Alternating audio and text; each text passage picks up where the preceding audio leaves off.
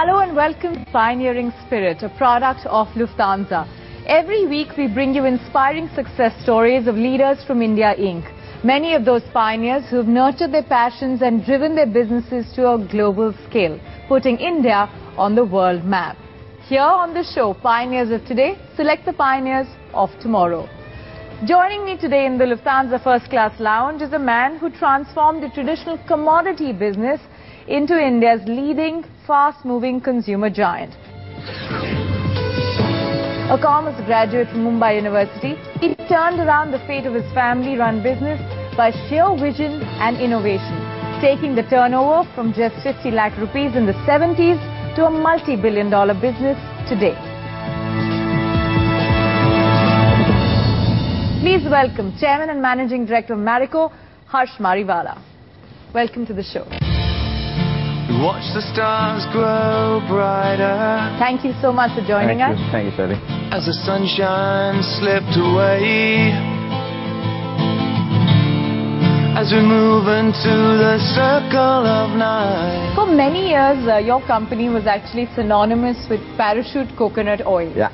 And I think while that story continues, you've tried to reinvent and transform away from what was originally just a business in commodity. Yeah, we've gone from traditional parachute coconut oil to many other categories of business, and we are now in what we call beauty and wellness. And apart from products, we are also in services. But how did that realization come upon? Because those years, in the 70s, it was very easy for people to say, okay, I'm getting a basic return, I'm happy with the way it goes. There was no dire need to break out or make that name when you already had one. I could have been satisfied at that time. I was making enough money, but I don't think any entrepreneur really makes. He is not in business for making money. He actually has a higher purpose behind creating a business, to add something back to the society, to create something which has a certain legacy. So I think it's very important to create something. That desire has to come from within. What am I adding? What am I giving back? And therefore that passion turns into performance. But when you did join the family business, were they easy to convince about the changes that you wanted to bring in? At that time, I was also not absolutely clear whether how am I going to shape my business. So I was also going through some sort of learning experience. There was not too much guidance given to me, so I had to learn on my own. So in a way, I won't call it resistance, but hasten cautiously approach in the initial stages of my career, which was good, because then I had to prove and then take the next step, prove again and take the next step. So but you were always a risk taker in that sense? To some extent, yes. Any entrepreneur has to take risks. He has to take measured risks, but you have to take risks. In those days, we did have consumer companies, so I guess they had a foreign legacy. In many ways, stuff available on the shelf was produced by subsidiaries of global companies. Yes. Now, to build a brand in a consumer space, one, how challenging or easy was it? And two, how did you fight this competition? I think selection of businesses or brands plays an important role. Where are you fighting them? If I had entered, for example, a category like shampoos, where there are so many multinationals and each multinational has 3 or 4 brands in that category, then to that extent, what you said could have been true. But in the categories where we are currently, in most cases we are market leaders and we don't fight too much with MNCs. But at the same time, that didn't mean that it was very easy to succeed. We had competition, we had to create a distribution network. So you had to do a lot of things which you're pioneering. And if you ask me, a lot of innovation made us succeed, because when we entered those categories, we had 0 market share. And from 0 or very low market shares, we became market leaders. But I do remember, and corporate history stands there to as witness for that there was a time when you were being offered sellout opportunities. And there was a time that players like Unilever and others were very much interested in this budding consumer company doing well, an easy target. But I don't know whether that's a good thing or a bad thing. But in a way, it's good, because that means that you are valued, others are valuing you.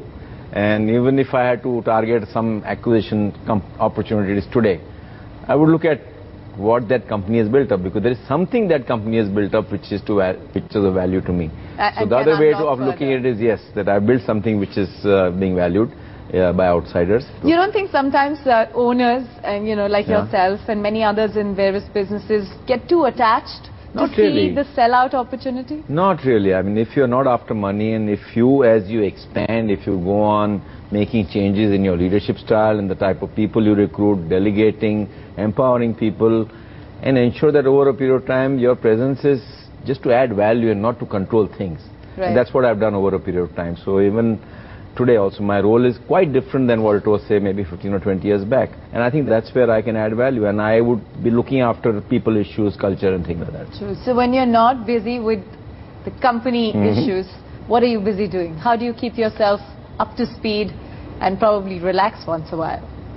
See, as far as relaxation is concerned, I exercise a lot. On weekends, I And you golf a lot, yes. yes. During the current year, I've assumed a role which is an industry role. I'm the president of FICCI, which takes a lot of my time. And so far, I'm positive and I've had a good experience. We often ask on this show as to what is that one value system that stayed with you, because as an entrepreneur, there's often times when you have to weave your way in to get yourself a mark. But there are always certain values that you back by and that takes you through. And they may have taken you through this far. What have those been for Harsh Mariwala? When you want to be an entrepreneur, and especially when you're very young, I think you have to learn a lot. So you have to forget your egos. You know, you can learn from even whoever is at the bottom of an organization if you're traveling. So you just need to be flexible at the start. Flexible, you have to absorb learning. There has to be a burning desire to succeed. You cannot copy others. You have to be innovative on a continuous basis. You can go on. And finally, I would say strong belief in people, because if you have good people and if you have the good culture, and I think things will happen on its own. Okay, great. It's been wonderful listening to you about those various aspects of his rather rich journey. But what is going to be interesting about his story of determination and self-belief is that we'll convert it into some serious guidance for 3 entrepreneurs who will join us on the other side of the lounge on the show Pioneering Spirit. They will try and get some guidance for their business ideas and how to take them or scale them up to the next level of growth. We have with us here Harsh Mariwala, Chairman and Managing Director of Marico at the Lufthansa First Class Terminal. It's the only airline in the world that has one. Joining us both right now in the show are 3 dynamic entrepreneurs who are going to make a pitch to Mr. Mariwala and get some guidance off him. One out of them will be the winner and walk away with a Lufthansa business class return ticket to their dream destination in Europe, and they'll also bag a mentorship by Thai. Our winner will also get a spot on the Pioneering Spirit leaderboard, and the leaderboard will then rank all episodic winners, and the top 3 will of course make it, thanks to their scores, to the finals. So let's start and bring in our first entrepreneur, Hemant Satyanarayan, founder and CEO of Imaginate. Welcome to the show. Hi. Hello. Hi, welcome to the show. Imaginate, what does it imagine for people? Well, it's primarily a technology company. We make augmented reality based products. One of our products is called Trobo, which is a virtual apparel fitting room. Okay. Using which shoppers in store can virtually try out different apparel by just standing in front of an LCD screen and looking at digital apparel in the screen. Okay. There's also a web version to this product, which can be integrated to any e-commerce website which is currently in its passive stage and converted to an active e-commerce apparel site where people can also try out dresses online before buying them online. And are you already in in talks with retail players, or is this still a stage of development? We have both the products ready, and we're in touch with a retail chain which is based out of Hyderabad and Bangalore. We're doing a pilot with them. And there are a couple of players who are interested in getting this, and we expect to close the deals maybe in another couple of months. As a consumer, if something is shown to me, I would always be better off wearing it rather than seeing it virtually. So what's the big advantage? So our product wouldn't replace the usage of a physical trial room, but it will complement the usage of a trial room. It would reduce the time that takes. So if I understood you rightly, you're saying that if I want like 5 pants, then maybe it'll help me to shortlist from 5 to 2, and then I may not need to try 5, but I can try 2. Exactly. But between the 2 options, you had the e-store approach and you had the actual retail side. Where do you see more potential between the 2? More potential is definitely from the website. But at the same time, we're also offering an advantage to the guys who would buy the standalone version, where we would also have their digital apparel displayed on our website. For somebody who doesn't have online business, we can directly get them online and have them a second line of business. Okay, thanks very much. We'll catch you ahead in the SWOT round. Thank you very much. Let's then bring our next entrepreneur on the show. It's Deepak Ravindran, co-founder and CEO of a company called iKnows.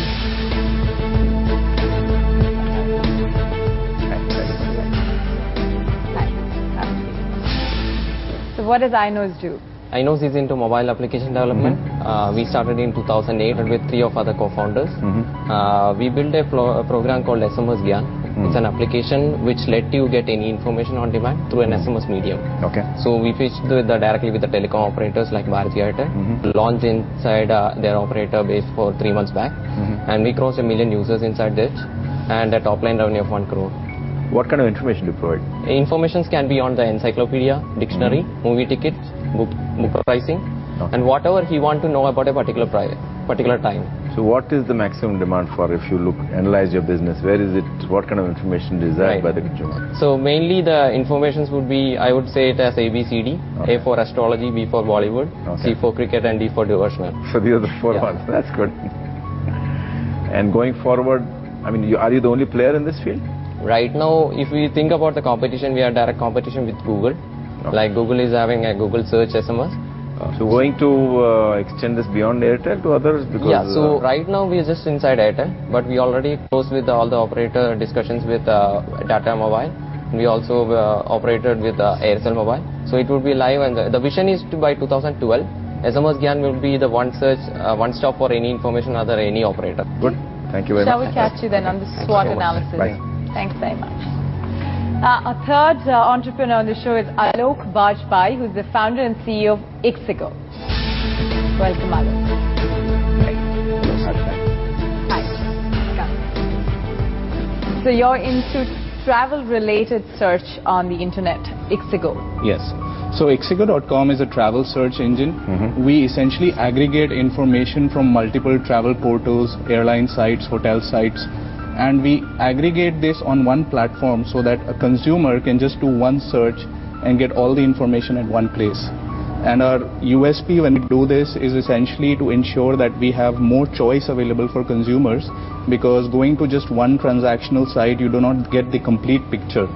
And when you come to ixigo, we actually compare all the major travel portals in every geography along with the airline website fares themselves. And there is always some sort of disparity.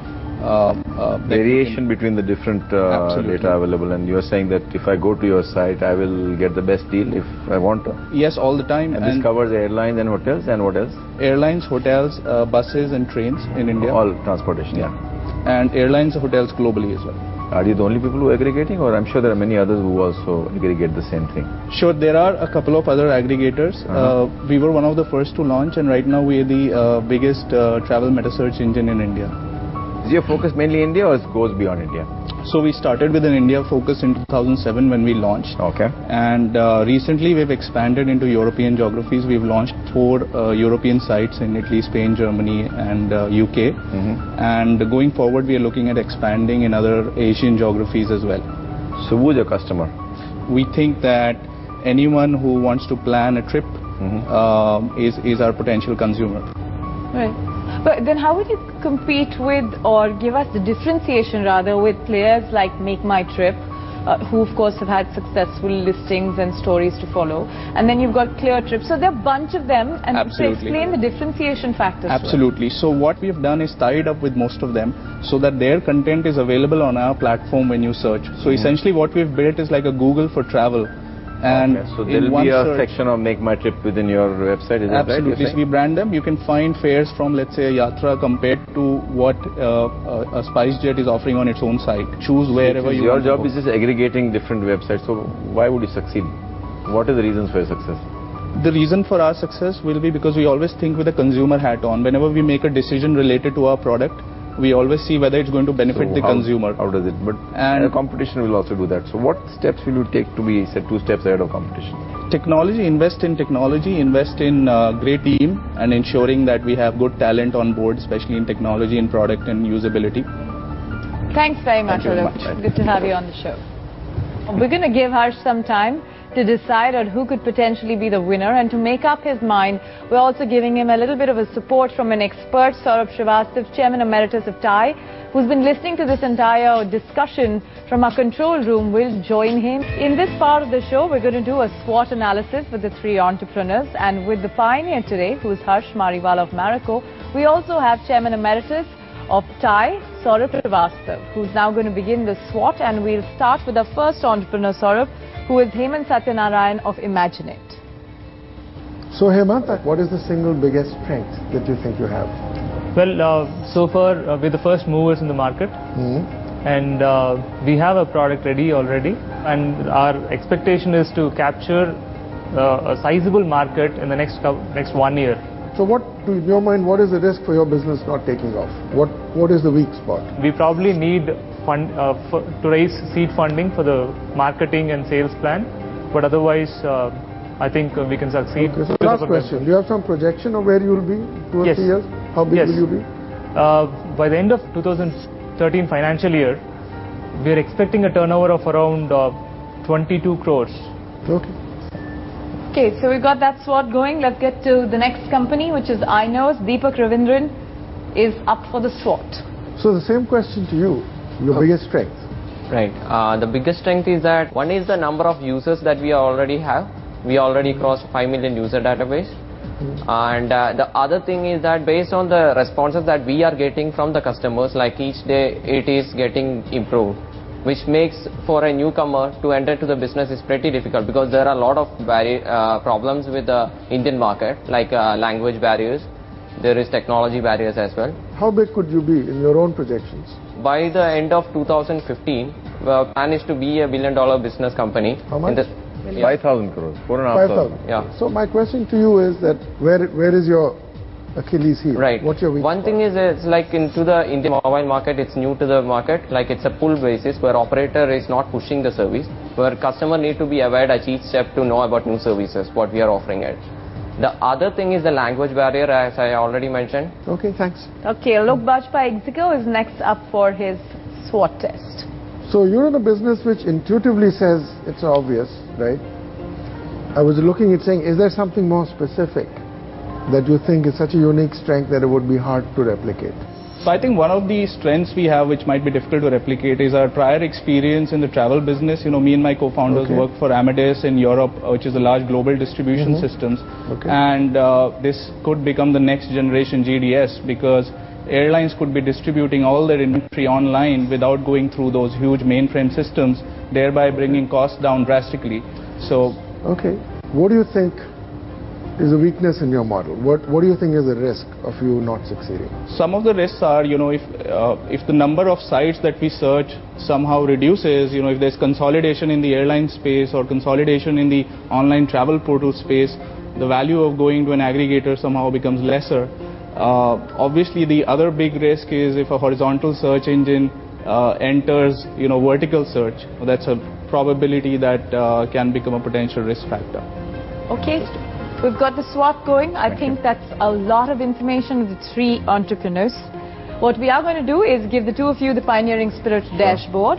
That'll give you a little more, I would say, support and aid in making up your mind, because these have quantifiable parameters. And for the sake of our viewers, let me run it through the various parameters so that you know how these entrepreneurs are going to get rated. First up is market opportunity, quality of solution innovation. We also have scalability, team, differentiation, or what is called the unique selling point, or USP.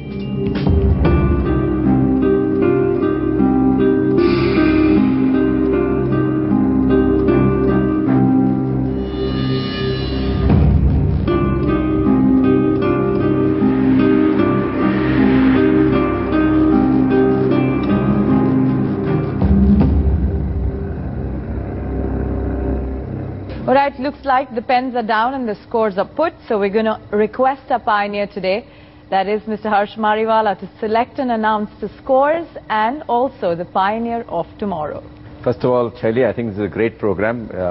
Gave me great exposure to unique, innovative ideas, and I'm very happy to be the judge in this. Difficult to judge, but thank you, Saurabh, for making this job easier for me. I would go in reverse order. So number 3 is Hemant Satyanarayan. We have a score of 68 out of 100. Number 2 is Alok Bajpai. We have a score of 69 out of 100. And the winner of today is Deepak Ravindran of Inos with a score of 87 on 100. Congratulations, Deepak. I think you are sitting on something which is truly unique. Great, congratulations. We call you upon to the stage.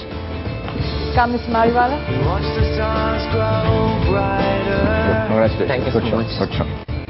Well, let me then please request Axel Hilger, Director South Asia of Lufthansa German Airlines, to give away the prize, which is the Lufthansa Business Class return ticket. Congratulations, sir. It was a pleasure to see you winning.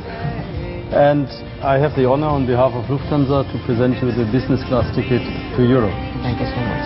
Have a safe flight and enjoy your journey. I'd also request you, Mr. Hilger, to present a memento to our pioneer, which is Harsh Mariwala of Marico. Thank you for having you on the show. Thank you. And it was truly a pleasure to listen to your experience. I'm so happy to get this trophy. I just flew, as I told you earlier. 3 days back, I've just returned from Lufthansa flight. That's our pleasure, but this is your personalized model of the famous and historic A380. Thank you so much, great. It's your name. Thank you. Thank you. The battle is not quite over yet. There is a chance for today's winner to qualify for the finals if he makes it to the top 3 in the leaderboard. The final winner will be awarded an entrepreneurial program aptly called Ignite at Cambridge University, courtesy Kenan Partners. Thank you, gentlemen, and all the very best. Thank you for being here on the show. That's all we have time for on this episode of Pioneering Spirit, a product of Lufthansa. Do remember to give in your feedback on the Lufthansa India Facebook page, and we'll see you again, same time next week. Till then, goodbye, and keep your dreams alive.